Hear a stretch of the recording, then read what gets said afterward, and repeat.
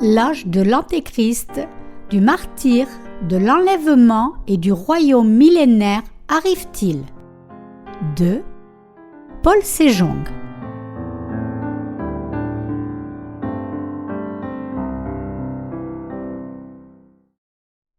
Chapitre 8.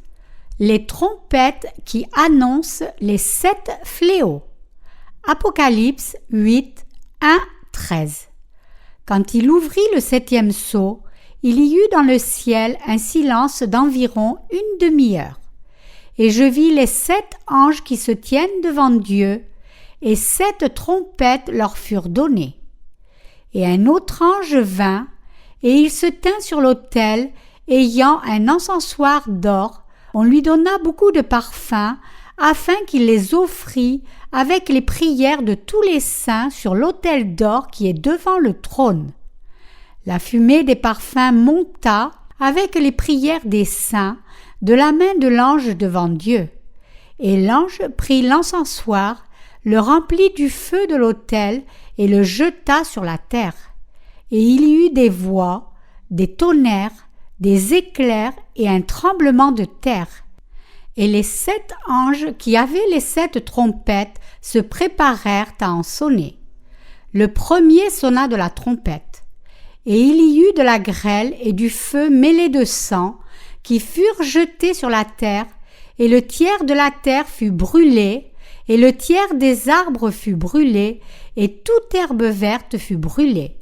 Le second ange sonna de la trompette. Et quelque chose comme une grande montagne embrasée par le feu fut jetée dans la mer. Et le tiers de la mer devint du sang, et le tiers des créatures qui étaient dans la mer et qui avaient vie mourut, et le tiers des navires périt. Le troisième ange sonna de la trompette, et il tomba du ciel une grande étoile ardente comme un flambeau.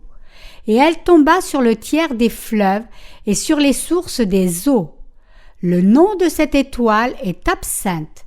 Et le tiers des eaux fut changé en absinthe, et beaucoup d'hommes moururent par les eaux, parce qu'elles étaient devenues amères. Le quatrième ange sonna de la trompette, et le tiers du soleil fut frappé, et le tiers de la lune, et le tiers des étoiles, afin que le tiers en fût obscurci, et que le jour perdît un tiers de sa clarté, et la nuit de même. Je regardai, et j'entendis un aigle qui volait au milieu du ciel, disant d'une voix forte, « Malheur, malheur, malheur aux habitants de la terre, à cause des autres sons de la trompette des 3 anges qui vont sonner. » Exégèse. Apocalypse 8 parle des fléaux que Dieu amènera sur cette terre. Une question des plus critiques est de savoir si les saints seront inclus ou non parmi ceux qui souffriront de ces fléaux. La Bible nous dit que les saints aussi traverseront les fléaux des 7 trompettes. Ces 7 fléaux, nous les traverserons tous, sauf le dernier. Les fléaux des 7 trompettes qui apparaissent dans ce chapitre sont les fléaux réels que Dieu enverra sur cette terre. Dieu nous dit qu'il punira le monde par les fléaux qui commenceront lorsque les anges sonneront des trompettes. Verset 1. Quand il ouvrit le 7e sceau, il y eut dans le ciel un silence d'environ une demi-heure.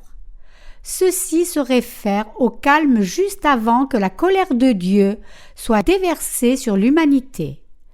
Dieu gardera silence pendant un instant avant d'envoyer ses terrifiants fléaux sur la terre. Cela nous montre à quel point sont horribles et violents ces fléaux des 7 trompettes. Quant à l'humanité qui demeurera devant Dieu après avoir traversé ces fléaux, ceux qui seront sauvés recevront la vie éternelle, mais ceux qui ne le seront pas recevront leur punition éternelle. Ainsi, réalisant quel genre d'air correspondant à ce temps-ci, nous devons être éveillés et faire l'œuvre d'évangéliste. Verset 2. Et je vis les 7 anges qui se tiennent devant Dieu, et 7 trompettes leur furent données. Dieu utilisera 7 anges pour accomplir ses œuvres.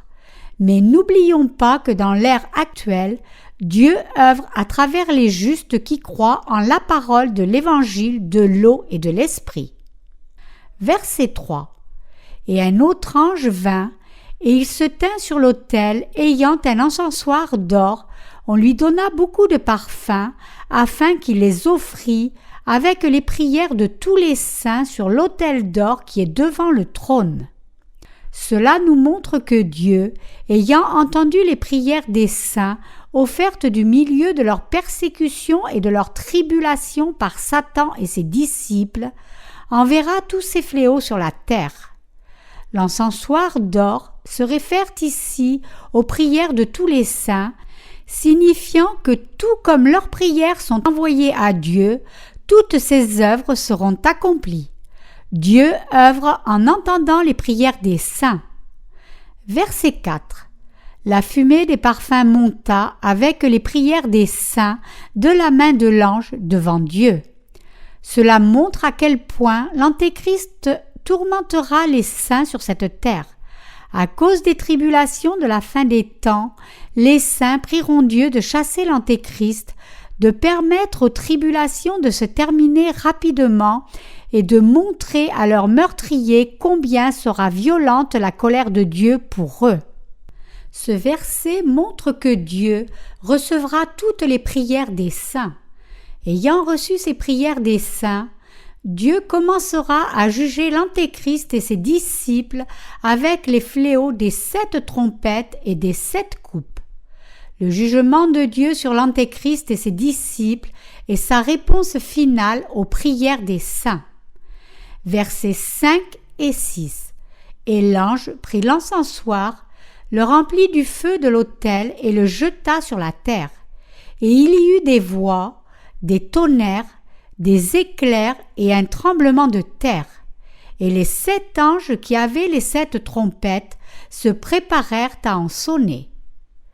Dieu prépare les fléaux des 7 trompettes pour cette terre. Donc, ce monde n'échappera pas au bruit, au tonnerre, aux éclairs et au tremblement de terre. Verset 7. Le premier sonna de la trompette, et il y eut de la grêle et du feu mêlé de sang qui furent jetés sur la terre, et le tiers de la terre fut brûlé, et le tiers des arbres fut brûlé, et toute herbe verte fut brûlée. Le premier fléau est la consommation par le feu du tiers de la terre, où un tiers des arbres et toute l'herbe seront brûlés. Ce fléau tombera sur les forêts de ce monde. Pourquoi Dieu enverra-t-il ce genre de fléau? Parce que les gens, bien qu'ils aient vu la beauté de la création de Dieu de leurs propres yeux, n'ont pas reconnu le Créateur comme Dieu en l'adorant, mais plutôt adorèrent et servirent les créatures plutôt que le Créateur. Romains 1, 25.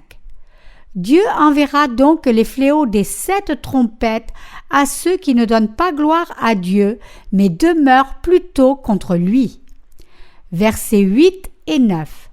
Le second ange sonna de la trompette, et quelque chose comme une grande montagne, embrasée par le feu, fut jetée dans la mer.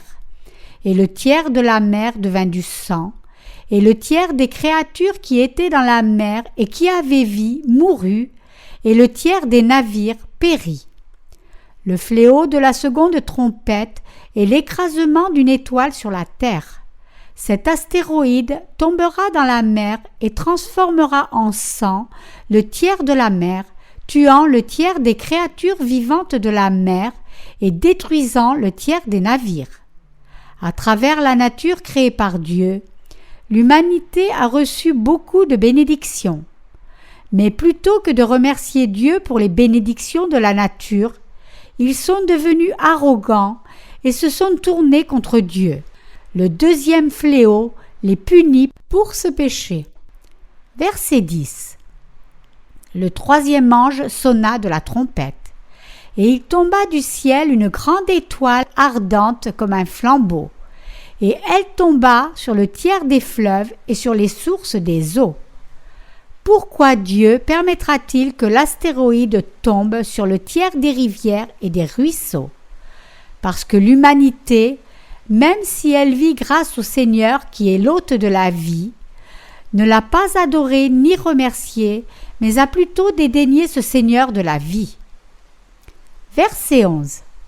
Le nom de cette étoile est Absinthe, et le tiers des eaux fut changé en absinthe, et beaucoup d'hommes moururent par les eaux, parce qu'elles étaient devenues amères. Par ce fléau, le tiers des rivières et des ruisseaux se transformeront en absinthe, et plusieurs mourront de boire leurs eaux. C'est un fléau de punition pour les pécheurs qui ont tourmenté Dieu et le cœur des saints. Dieu ne faillira pas à amener la vengeance sur les pécheurs pour toutes les œuvres qu'ils commirent contre les justes. Quand les pécheurs amèneront des souffrances aux justes, Dieu les jugera. Le troisième fléau est un autre fléau touchant la nature. Il est envoyé à cause du péché de désobéissance des gens qui ne crurent pas en l'évangile de l'eau et de l'esprit donné par Dieu. L'absinthe, dans la Bible, se réfère toujours au jugement de ceux qui désobéissent et s'opposent à Dieu. Verset 12. Le quatrième ange sonna de la trompette, et le tiers du soleil fut frappé, et le tiers de la lune, et le tiers des étoiles, afin que le tiers en fût obscurci, et que le jour perdît un tiers de sa clarté, et la nuit de même. Le quatrième fléau est l'obscurcissement du tiers du soleil, de la lune et des étoiles. À ce moment, l'humanité suivra Satan et aimera les ténèbres.